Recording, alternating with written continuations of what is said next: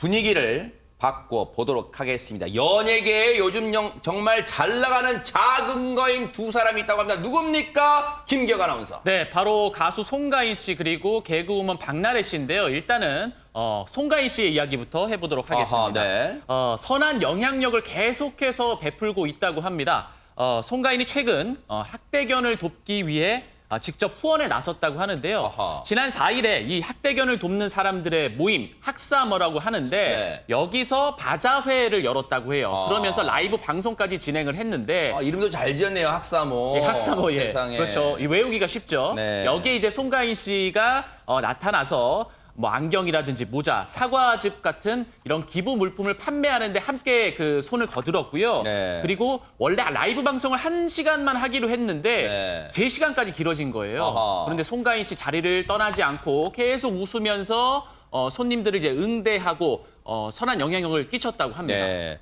좋은 일에 앞장서고 있는 송가인 씨의 모습 직접 한번 보시고 이어가 보도록 하겠습니다. 학사모와 함께하는 당신은? 내 인생의 기인이여라. 여러분 안녕하세요. 송가인이여라.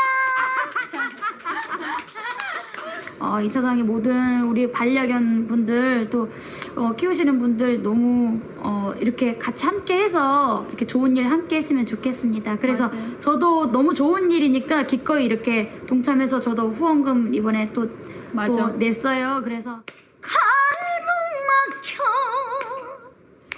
다시 이 마흔 널 그때까지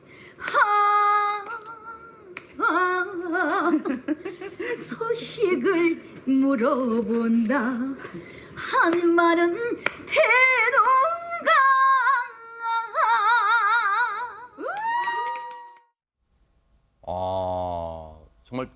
정말 저 장면에서 두 가지에 저는 놀랍니다. 그냥 저런 이 라이브 방송, 정말 이 방송사에서 하는 그런 제대로 된 무대가 아닌데도 한 곡을 부르더라도 열정을 다해서 부르는 모습이 정말 프로다웠고, 그리고 정말 안진영 기자님, 지금 대한민국에서 가장 바쁜 연예인 탑 클래스에 들어도 과언이 아닐 정도인 이 송가인 씨가 좋은 일 한다니까 그동안 내가 좋은 일 하고 싶은데 진짜 나 시간이 없어 이랬던 제 자신이 참 부끄럽기도 합니다. 송가인 씨를 보면요, 결국 선행이라는 건요, 여유가 아니라 마음의 크기에서 우러나온다는 걸 볼 수 있는데요. 그러네요. 송가인 씨가 지난 3월 그 유산슬 유재석 씨죠. 네. 함께 이별의 부산 버스 정류장이라는 신곡을 발표를 했는데 이 노래로 인한 본인의 가창료 그리고 음원 수익을요, 오늘 바로 전국 재구호협회에다가 기부를 했습니다. 1,000만 원 정도 되는 금액인데요. 이 금액은 코로나19 확산 방지와 면역 취약계층을 위한 보건용 마스크 구입에 쓰일 예정입니다. 네. 그리고 송가인 씨는 앞서서도요, 이미 대구 지역에도 기부금을 전달하고 계속적으로 의료진들을 돕기 위해서 기부 활동을 계속 해왔는데 여기서 그치는 게 아닙니다. 최근에 발표한 리메이크 신곡 화류춘몽이 있는데 아하. 이 노래의 음원 수익 역시 기꺼이 기부하겠다는 야. 뜻을 밝힌 상태입니다. 오윤성 교수님 혹시라도 저런 얘기 들으면서 아이고 요즘 뭐 돈방석 올랐는데 뭐 저 정도는 뭐 껌이겠지 뭐 이렇게 하는 생각한 사람 있을까요? 글쎄 돈이 많은 거하고 꾸준히 저렇게 하는 거하고 상당히 다른 것 같습니다. 아하. 어떤 사람들 중에는 뭐 100원 채우려고 99원 가진 사람이 이런 거 뺏어가는 그런 그러네요. 경우도 있거든요. 맞아요. 그런데 지난달에 이제 그 긴급 재난지원금을 기부를 하면서 두 부류를 얘기했는데 네. 코로나19 최전선에 있는 사람 그리고 최전방에서 지키는 국군 장병들 이분들에게 위로와 감사의 말씀을 드린다라고 얘기를 하면서 네. 이렇게 얘기했습니다. 아마 40만 원 받은 것 같아요. 그러니까 40만 원어치 더 일하자라고 얘기했고 지금 이제 이렇게 좋은 일에 앞장을 서고 있는 그 바로 이분 같은 경우에 다음 이제 버킷리스트가 있는 것 같아요. 그래서 다음번에는 뭐냐면 국악인에 대해서 후원을 하겠다라고 좋은 생각이네요. 그런 생각을 갖고 있는 것 같으니까 앞으로 추가적으로 저런 그 여러 가지 어떤 선행이 이어질 것으로 봅니다. 네, 정말로 이름처럼 아름다운 노래를 하는 사람다 이런 생각도 드는데 그 이름처럼 음원 수익을 기부한 그 노래 안 들어볼 수가 없잖아요. 한번 들어보시고 이어가 보도록 하겠습니다.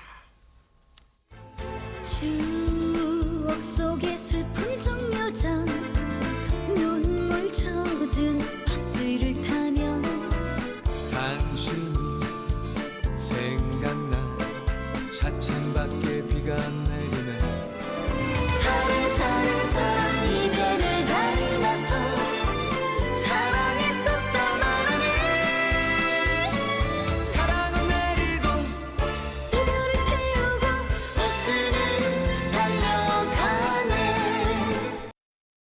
뭐 그냥 어깨가 들썩들썩합니다. 저 리듬이 진짜 착착 감기는데 그런데요. 정말 저 마음씨 다른 분들한테 다 퍼뜨리고 있는데 그러면 김기화 아나운서 정작 또 등잔 밑이 없다고 주변 분들한테는 소홀할까요, 송가인 씨가? 송가인 씨 절대 그렇지 않습니다. 아하. 주변 동료들도 참 살뜰히 챙기는 모습을 보여주고 있는데요. 네. 이 송가인 씨가 박나래 씨한테 선물을 보냈다고 해요. 아하. 그 선물이 바로 조기라고 합니다. 아하. 이 박나래 씨가 선물 받은 것을 SNS에 인증을 하면서 이 사실이 알려지게 됐는데 네. 저 사진이 이제 선물 받은 조기였고요. 네. 이거를 실제로 박나래 씨가 이제 요리를 해서 조기 이제 탕인가요? 네. 네. 조기탕을 끓인 그 사진까지도 게재를 했습니다. 네. 이 박나래 씨랑 고향이 좀 같다고 하는데 아하. 이렇게 이제 챙기는 모습도 참 네. 아름답습니다.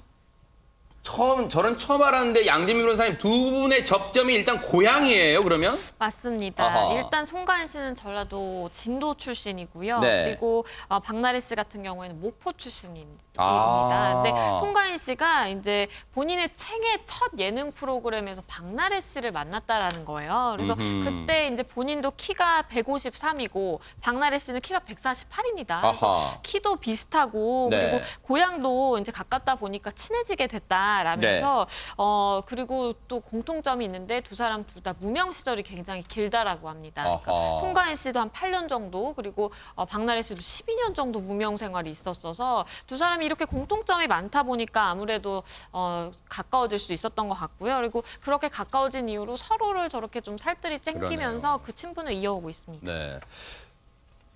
송가인 씨는 요즘 워낙 유명해져가지고 무명 시절 때 음반도 여러 장 냈다는 거 이제 많이 알려졌단 말이에요. 근데 안진용 기자님, 박나래 씨가 대체 무명 생활을 얼마나 했던 거예요? 일단 송가인 씨가 8년이었죠. 네. 사실 그 트롯 오디션 나갔을 때도 소속사의 지원을 받지 못해서 본인이 대중교통 타고 다니면서 직접 의상을 준비했었는데 어허. 박나래 씨는 8년을 넘어서 12년 동안 무명 생활을 했습니다. 대박 사건이네요. 고 이때부터요. 뭐 VJ부터 해서 판매원까지 안 해본 게 없을 정도인데 심지어 방송을 한번 타보겠다고 일반인이 출연할 수 있는 방송을 다 찾아다닌 거죠. 아. 예를 들어서 이런 일까지 했습니다. 한 번은 무속인이 필요하다고 그래서 가짜 무당으로 가서 막 우는 연기까지 했다는 거죠. 그만큼 방송이 하고 싶었던 건데요. 당시 방송 한두 개 정도 했는데 출연료도 얼마 안 될 때니까는 20만 원에서 30만 원 정도 벌어서 삼각김밥에 컵라면 먹으면서 지냈다는 거죠. 네. 그러다가 일이 너무 안 풀리니까는요. 주변에 있던 무속인 언니가 얘기를 했대요. 일을 잘 풀리게 하기 위해서 한번 구슬해보는 게 어떠냐라고 제안을 했는데 사실 굿 한 번 하는 게 돈이 많이 들거든요. 돈이 많이 들죠. 그래서 또 연예인 D씨를 받아서 구슬 27만 원에 했다고 합니다. 이거 진짜입니다. 박나래 씨 진짜예요, 본인 네. 얘기했던 실화고요. 연예인 DC. 근데 네. 여기서 끝이 아니에요. 이게 옥수역 근처에 있는 400년 된 나무 옆에서 했는데 구슬한 뒤에도 일이 풀리지 않았다는 거죠. 오죽했으면 이 무속인 언니가 미안해서 굿 비용을 돌려줬다고 해요. 옥수역 근처 그 나무요. 뭔가 제가 오다가다 본 것 같기도 한데, 네, 말씀하시죠. 네네. 그래가지고.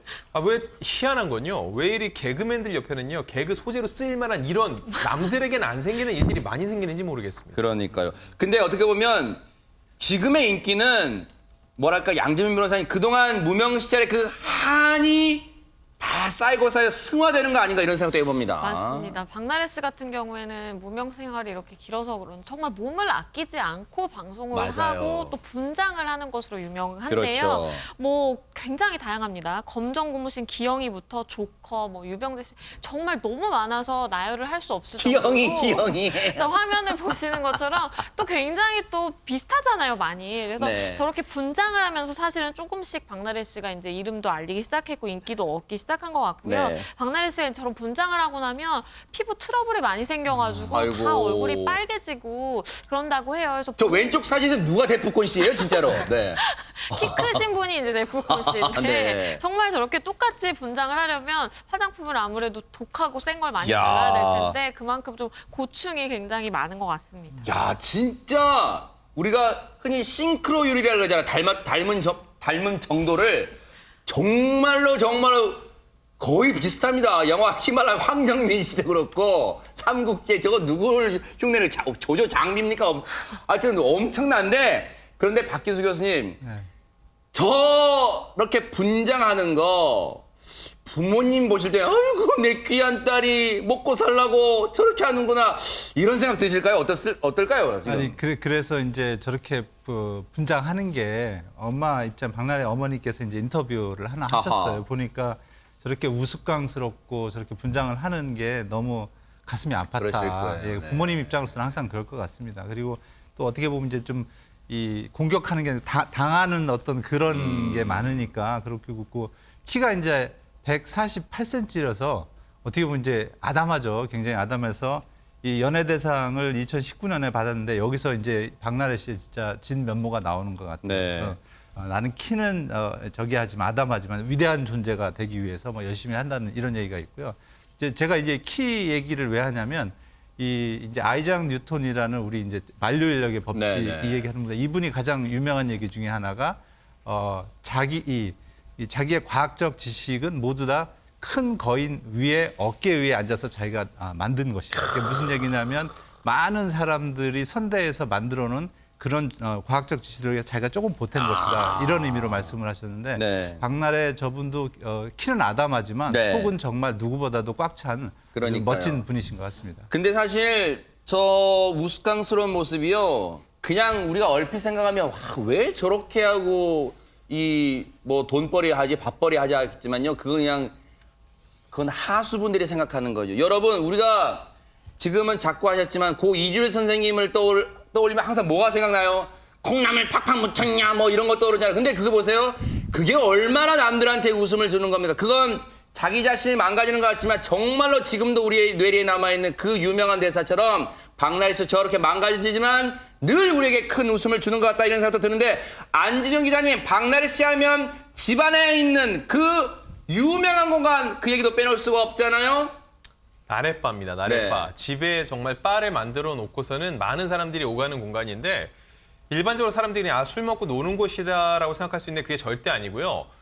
박나래 씨가 무명 시절에 선후배들에게 너무 많이 얻어먹었다는 거죠. 이제 본인이 여유가 생기니까 그들을 걷어먹이고 직접 요리를 해서 음식을 대접하려고 나래바를 운영을 했던 건데 네. 중요한 거는 이 공간 안에서 일어났던 많은 얘기들이 또 토크 아이템이 돼서 박나래 씨를 올리는 효과를 보여주고 그래요? 있거든요. 실제로 이 나래바에 다녀왔던 개그맨한테 얘기를 들었는데요. 들어가는 건 마음대로지만 나오는 건 마음대로 안 된다고 왜요? 하더라고요. 왜냐면 박나래 씨 정신을 차리기도 전에 계속 뭔가를 먹이고 네, 술과 음식들을 주는 네. 걸 텐데 그래서 어느 날 들어갔다 나와봤더니 이틀이 지나가 있었다라는 얘기를 하곤 했습니다. 네.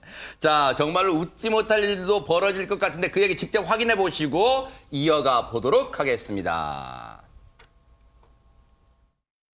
지금 조금 잘 됐지만 정말 힘들 때가 있었어요. 그러니까 그날 이제 김지민 씨랑 해가지고 남성분들하고 이제 홍대에서 유명한 양꼬치 집에서 술을 먹고 있다는 거예요. 그래가지고 한 새벽 2시인가에 저를 불렀어요. 그래가지고 1시간 만에 제가 소리 취해가지고 잠이 든 거예요.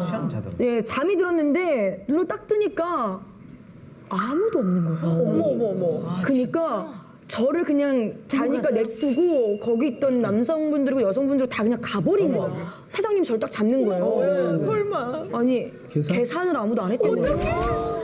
핸드폰 찾으려고 주머니를 딱 뒤졌는데 주머니 보니까 양꼬치가 있더라고요. 양꼬치가 있더라고요. 어떤 거? 아니요. 생 양꼬치가. 양꼬치. 제가 이제 술이 취해가지고 계산을 하고 나왔는데 너무 취해가지고 화가 나니까 거기 있는 양꼬치를 싸가서 집에서 구워 먹겠다고. 근데 챙긴 거예요. 챙겼더니 사장님이 가져가시면 안 된다고 이거는. 꼬치는 반납해야 된다고 하더니 그걸 앉아갖고 걔도 꼬치를 그냥 고기를 다 빼가지고. 고기만 빼가지고. 됐죠?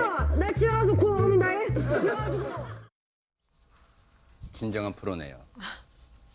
자신의 굴욕적인 사건을 저렇게 웃음으로 승화시킬 수 있다는 게 정말로 참 대단하다는 생각도 드는데 양지민 변호사님 그 나래바가 근데 처음에 지어진 대로 그대로 있는 게 아니라 갈수록 진화한다는 얘기는 또 무슨 얘기입니까? 이게 4번의 변천사가 있다라고 합니다. 그래서 처음에는 태국식 포차로 지어졌다가 아하. 그 다음에는 좀 모던 펍 분위기를 따랐고요. 그 다음에는 이제 홍콩 컨셉에 이어서 지금은 프랑스 살롱으로 완성이 됐다라고 하는데요. 네. 최근에 이게 무슨 얘기냐면 한남동에 이제 고급 빌라로 4번째 이사를 했습니다. 박나래 씨가. 아하. 그러면서 굉장한 이 한강뷰를 자랑하는 집에 그 프랑스 살롱의 분위기에 그 나랫바를 만들었다라고 하는데요.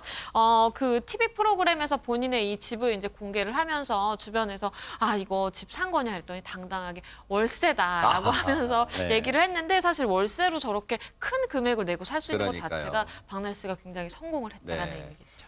나래 누나, 제가 누나로 모시기 전에 나래빠 한번 초대해 주시면 안 될까 싶습니다. 어쨌든 저렇게 오랜 뭔가 역경을 딛고 지금은 당당하게 정상에 서 있는 박나래 씨 모습에 많은 분들이 응원을 보낼 것 같고요. 뉴스파이터도 그 응원의 박수에 하나 더 보태겠습니다. 고맙습니다.